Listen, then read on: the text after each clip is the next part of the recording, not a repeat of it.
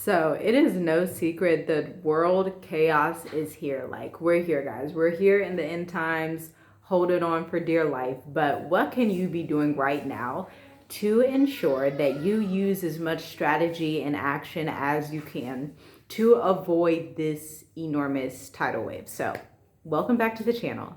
You're watching Journey with us, a family of 7 traveling throughout southern and eastern Africa. So, in this video, I'm going to get straight to the point.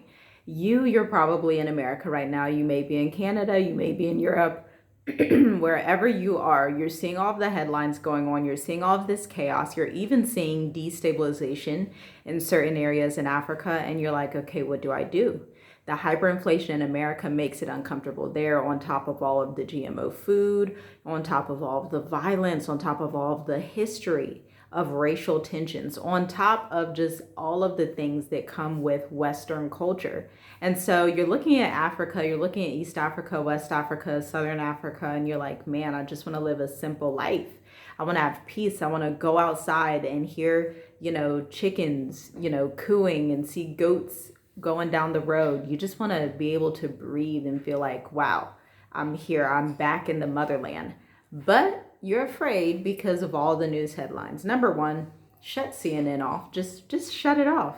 In 2020, when we left to come to Africa without visiting, we were not listening to any negativity, okay? And it looks like we're coming back in that cycle of 2020 again. If you've been kind of paying attention to like international news, like news channels that come out of India, out of the eastern side of the world, we're starting to see a few of those different like bread trails, some of these crumbs indicating that they may be doing different types of lockdowns again, or, obviously with the presidential stuff that's going to go on, that's going to cause some ruckus in America.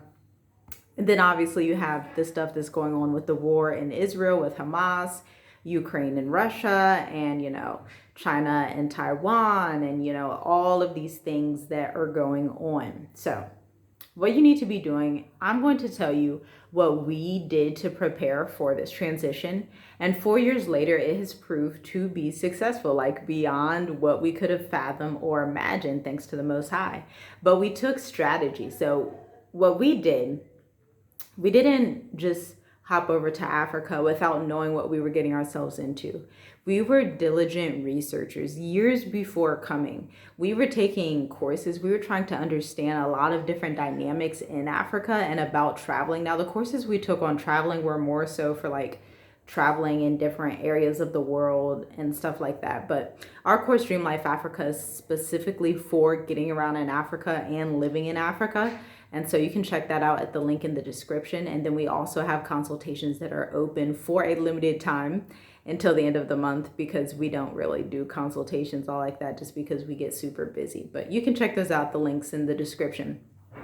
Anyway, what we did, we also established our business beforehand. A lot of people think, okay, I'm just going to come out of America, throw a bunch of money at farmland, and then everything's going to sprout and be wonderful. Or they think, hey, I'm just going to go over with $50,000 of savings, $20,000 of savings, $5,000 of savings, and it's just going to work like that.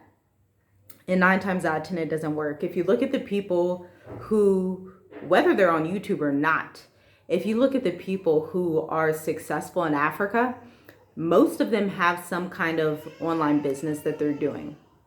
The vast majority. And if they don't, it may be like an older person or like a veteran who has some kind of passive income coming in a different currency.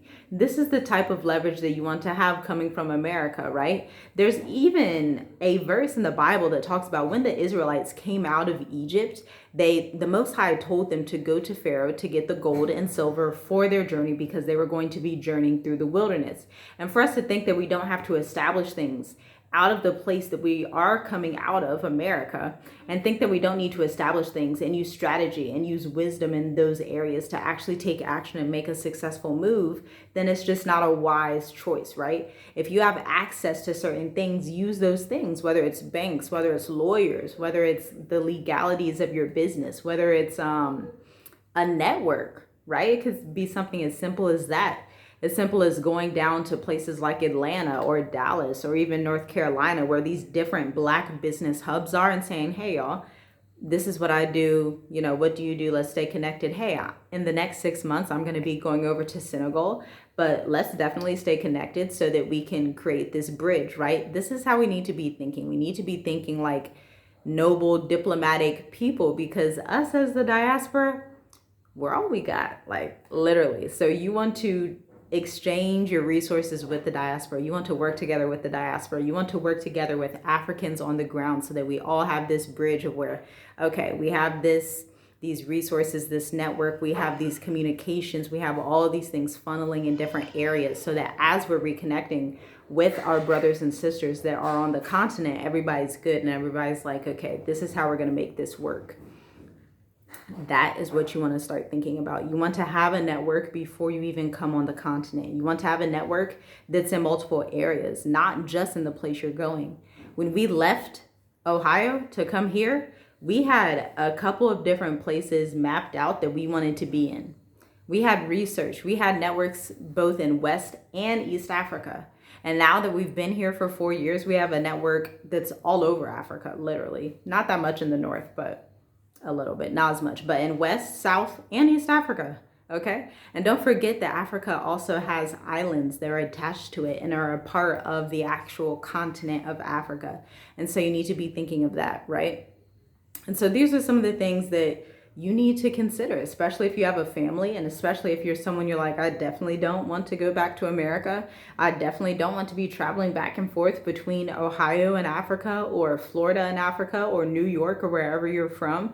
If you want to be the person that gets their bags and says bye for good, or at least for a few years, plan diligently. Plan these things out. Do not step on that plane without having your online business situated. Do not step on that plane without having your personal brand created, because we are in the creator economy, the age of information. And so some of the business things that worked back in the 70s and 80s, those things aren't going to work in 2024. They're just not. That's just reality. That's how time goes. And so you have to see the trends and understand where you can fit into these different changes in the market, right? Even 2020, the world is changing so quickly now. Things that I even did for the marketing business in 2020, I've pivoted and switched in some areas. This is how you have to think as a global traveler, as a digital nomad, as the diaspora that wants to have options and not just be located in one place. That means you're going to have to think outside of the box and elevate your thinking. That means you're also going to have to change these mindsets of thinking, hey, I'm supposed to just work one job for 20 years, get a pension, and then retire and never travel and never do anything. You're going to have to change that mindset. You're going to have to become more self-reliant and say, you know what, I'm in charge of my children's future, my future. I'm in charge of a lot of things that I have the ability and the power to handle, because you just have that power now. You know, we're not in the slave days anymore. You have more resources. You have a network. You have YouTube. You have the internet. You have the ability to do business and to have different avenues that you can depend on and that you can utilize for your own family, so that you can live your best life abroad. So you can live your best life in Africa like we are. In fact, we're going to be doing a lot of traveling soon, so that will be super, super fun. So hit subscribe, stay tuned for that. We're just going to be doing some really cool things, and hopefully we'll get to take you guys on the journey somewhat. We're not going to be dropping as much information as we used to and as we usually do, for reasons. I'm going to tell you the reason. In the book of Proverbs, it says discretion shall guard you. That's the whole reason, okay? But yeah, y'all, hit subscribe. You know, if you want to move to Africa in 2024, 2025, if I were you, I would leave before 2025 for sure. Yeah, especially if you watch the movie Leave the World Behind, Leave America Behind. You have nothing to lose at this point. Just come out here. Just come live your best life. Strategize. Don't worry about it. Have fun while you're doing it, because it's a beautiful journey. Talk soon.